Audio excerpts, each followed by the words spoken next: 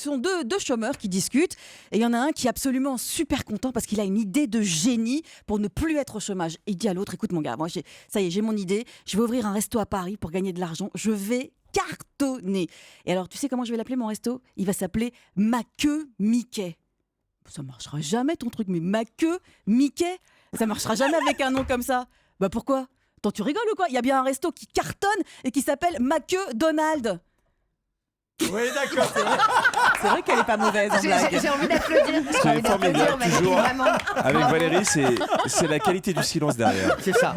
Valérie Benaïm, je ne pense pas que ce soit avec ça que vous allez gagner. Attendez, on sait jamais. Parce que franchement, j'ai senti qu'il y avait une qualité d'écoute. Oui, on l'a pas senti. Ah oui, il y a eu un beau silence après, oui. Allez, Belle qualité. Jean-Marie Bigard. Une toute courte. Attendez, Jean-Marie Bigard, votre blague.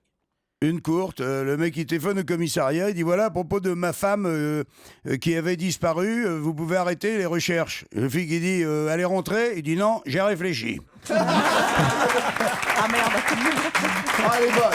Alors, nous sommes au lendemain de la nuit de noces, de Jean-Luc Lemoine. Voilà. Ah ouais. J'ai décidé de personnaliser un petit peu la blague. Oui, mais faites-la. D'accord. Et donc voilà, Jean-Luc Lemoine est avec sa jeune mariée qui se réveille et qui se dirige dans la cuisine pour préparer le petit déjeuner. Donc voilà, de celui qui est maintenant son époux et dont elle est très amoureuse. Donc quelques minutes plus tard, alors que son étalon, enfin Jean-Luc, s'étire dans le lit. Jean-Luc étalon, oui. On voit que vous le connaissez bien, en tout cas, c'est bien. Elle lui apporte un plateau avec du café et des croissants, normal, sympathique. Et donc, Jean-Luc boit une gorgée, pose sa tasse en faisant la grimace et lui dit « Alors comme ça, tu sais pas faire le café non plus ?» D'accord, merci. Allez. C'est pire que moi. Ah oui, je vous le confirme. En tout cas, vous avez remarqué la bonne camarade Valérie Benaïm. Ouais. C'est pire que moi, tout de suite. C'est la première chose qu'elle a dit. Voilà, Valérie, c'est comme ça qu'on l'aime aussi. Jean-Luc Lemoine, ça va être à vous. Je suis pas un spécialiste des blagues. Non, mais, c'est- oui, je sais. Mais bon, Jean-Luc, quand même, là, ça c'est devrait un être cran le niveau au-dessus, aussi. ouais. C'est le cran au-dessus. Allez, c'est parti. Alors c'est Marius qui se gare en vrac devant son bistrot habituel avec sa BM. Il rentre et il retrouve ses potes, Olive et Marcel, qui sont au comptoir. Salut les gars. Ah bah salut Marius. T'étais où ce week-end ? On t'a attendu pour faire la partie de belote là. Bah ce week-end je suis allé à la chasse. Ah bon, ça a marché ? Ah bah un peu que ça a marché. Attends, samedi, j'ai vu qu'il faisait beau, je me suis dit ah Marius, faut aller à la chasse là, ça doit grouiller de gibier. Et alors ? Eh bah j'ai pris mon fusil, je suis allé dans la forêt, au bout de 5 minutes, devant moi à 50 mètres, un chevreuil énorme. C'est 3 mètres. 3 mètres. Je le vise, je le tire et pond d'une balle. Entre les deux yeux. Et tu l'as ramené ? Oh, il était trop gros, 3 mètres. J'ai pris mon couteau, j'ai coupé une cuisse, je l'ai mis sur mon épaule. Et après, t'es rentré. Bah non, une bonne journée comme ça, fallait continuer. Alors, au bout de 10 minutes, devant moi, un sanglier. Énorme, 2,50 m. Mais vraiment énorme. Tu l'as eu ?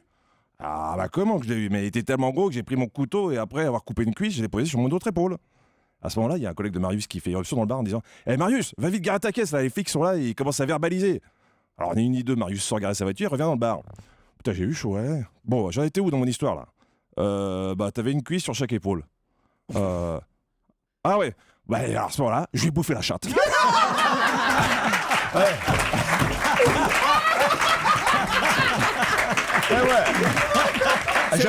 J'en ai plusieurs sous le pied, mais... Non, mais c'est une, il faut en choisir. Ah ben non, mais je répondrai une Marseillaise par une autre Marseillaise. C'est Allez. le mec qui chope une gonzesse à la sortie d'une boîte.